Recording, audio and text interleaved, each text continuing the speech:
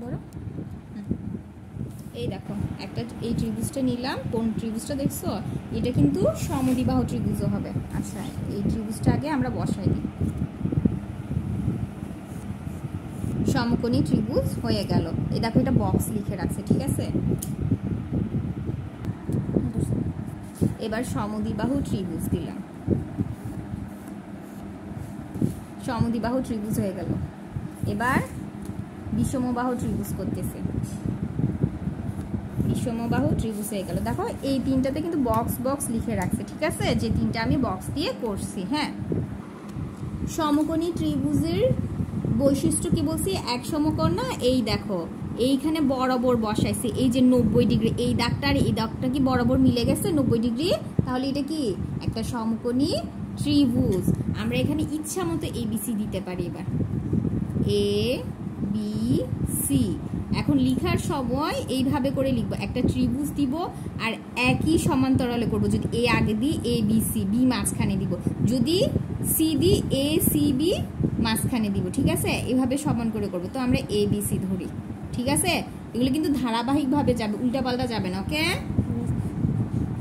আর কিন্তু এখানে A B C কেন হবে, কারণ এ বিটাই এখানে কি 90 ডিগ্রি। এখন যেহেতু তোমাদের গোল না দিয়ে বক্স দাও, কারণ তো তুমি জানো, ঠিক আছে।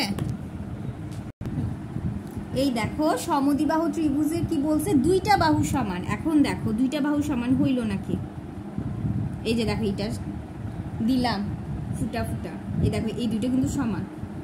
বা স্কেল দিয়েও মাপতে পারো, কম্পাস দিয়ে হচ্ছে ইজিলি হয়ে যায়। স্কেল দিয়ে দেখো 0 থেকে 3.5, 0 থেকে 3.5, ঠিক আছে, বা 3.5 এর একটু কম, সামান্য কম। আর এটা হচ্ছে 0 থেকে 5 এর কাছাকাছি, ঠিক আছে। আচ্ছা তোমাকে এটা যেহেতু চিত্র দিয়ে করতেছি, তাহলে এটা তোমাকে লিখে দিই, তাহলে তোমার কি মনে থাকবে। আর বিষমবাহু এক একটা কিন্তু এক একটা মান দেখতেছ, 0 থেকে 3, 6 এর কাছাকাছি, আর এটা কত 5 এর কাছাকাছি, ঠিক আছে। মান দিও না, শুধু এবিসি দিও, এ বি সি। এখানে যে কোনো একটাই দিয়ে দিতে পারো এ বি সি, আর এখানেও যে কোনো একটাই দিয়ে দিতে পারো এ বি সি। বি মাঝখানে দিছি না, বি, তাহলে এ বি সি একদম ইয়ে করে দিবা, ঠিক আছে।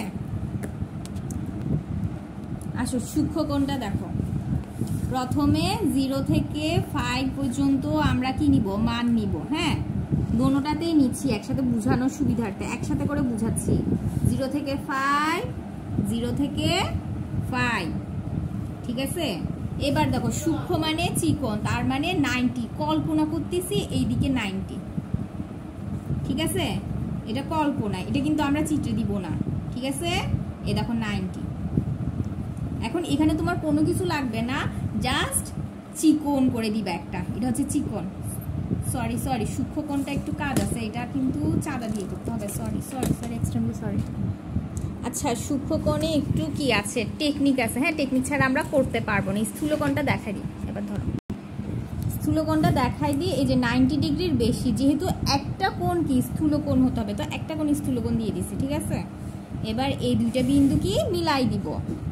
বিন্দু মিলানোর সময় এখানে কি করবা, কাটা কম্পাস বা পেন্সিল দিয়ে একটু গর্ত করে দিবা। গর্ত করে তারপর দুইটা বিন্দু মিলাইতে হয়, তারপরে দুইটা বিন্দু দিয়ে একটা কি করতে হয়, বাহু করতে হয়। এবার দেখো এ বি সি, বিটা মাঝখানে দিব, আবারও এ বি সি, এটা স্থূলকোণ, ঠিক আছে। এখানে এমন একটা দাগ দিতে পারি, যেহেতু স্থূল বুঝাই দিচ্ছি, ঠিক আছে। কোণ যেহেতু কোণই থাকলে একটা কোণ দেখাই দিব। দেখো সমকোণীতেও কিন্তু একটা কোণ দেখাই দিচ্ছি, এবার স্থূলকোণ দেখাই দিচ্ছি, ঠিক আছে। এবার আমরা আসলে সূক্ষ্মকোণটাতে একটু দেখাই দিই। সূক্ষ্মকোণ একটু বাবা মুখস্থর বিষয় আছে, ঠিক আছে।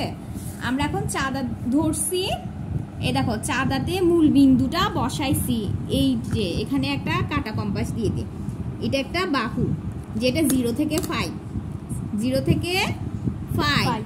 এখন তুমি এটা 5 দিতে পারো, 3 দিতে পারো, 8 দিতে পারো, অনেক কিছু দিতে পারো। হ্যাঁ, আচ্ছা সূক্ষ্মকোণের এটা জাস্ট আমি একটু বলে দিই, 60, 50, 70, 6, 5, 7, 6, সরি 5 6 7 মনে রাখিও, 5 6 7।